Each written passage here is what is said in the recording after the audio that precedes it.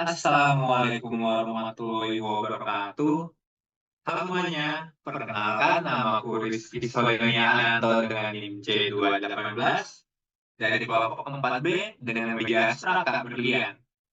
Baiklah, di sini saya akan membuat video presentasi mengenai hasil yang telah saya buat. Yang pertama adalah pencernaan makanan secara in vitro, yang dimana pencernaan adalah proses penyederhanaan makanan menjadi zat yang dapat diserap oleh tubuh. Pencernaan terbagi menjadi dua, yaitu secara mekanik dan kimiawi. Lalu berikutnya adalah mengenai metode in vitro. Metode in vitro adalah pendugaan pencernaan secara tidak langsung yang dilakukan di laboratorium dengan meniru proses yang terjadi di saluran pencernaan. Untuk enzim pencernaan yang bekerja pada tubuh ikan terdapat tiga, yaitu yang pertama adalah protase, yang kedua adalah lipase, dan yang ketiga adalah amilase. Berikut ini adalah gambar ikan yang dimana untuk proses pencernaannya akan dimulai melalui mulut, berikutnya akan turun ke hati, esofagus, hingga akan dikeluarkan lagi oleh anus. Lalu berikut adalah faktor-faktor yang dapat mempengaruhi kerja enzim di dalam tubuh ikan. Yang pertama adalah stimulasi hormon, yang dimana hormon pencernaan seperti gastrin dan sekretin diproduksi di usus. Dan pankreas sebagai respon terhadap makanan. Hormon ini merangsang sekresi enzim pencernaan dari berbagai sel di saluran pencernaan.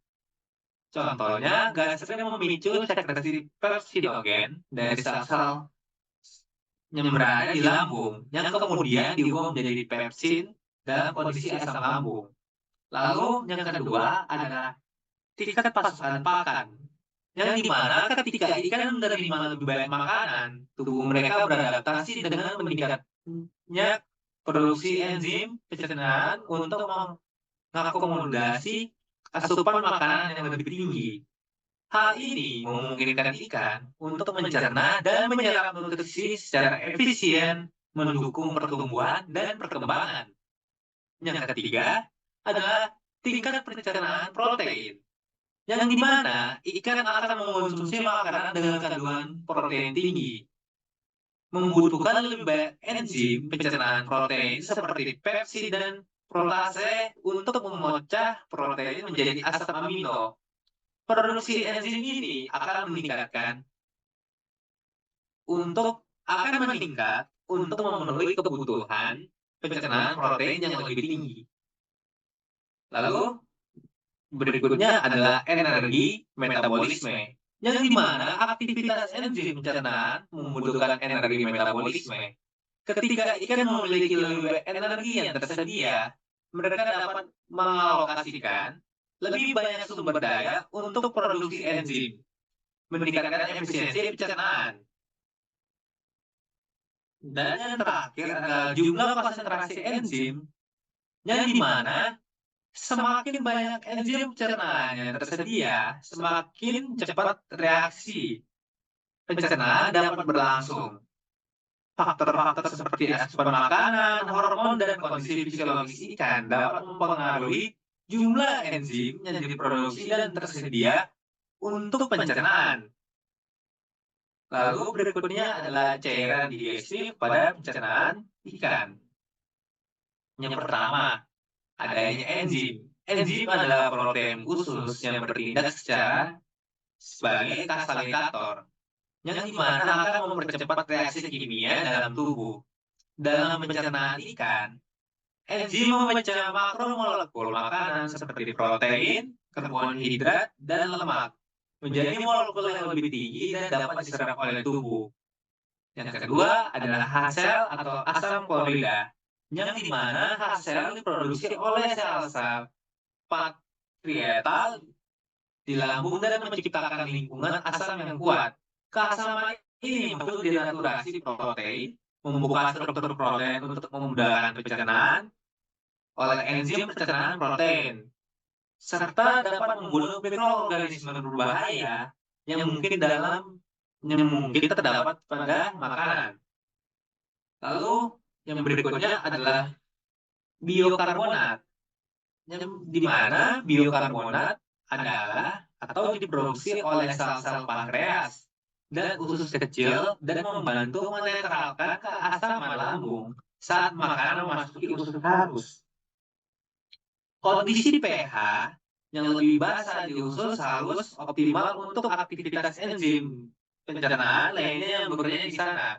Bikarbonat juga dapat membantu mengatur keseimbangan elektrolit dan dalam tubuh ikan.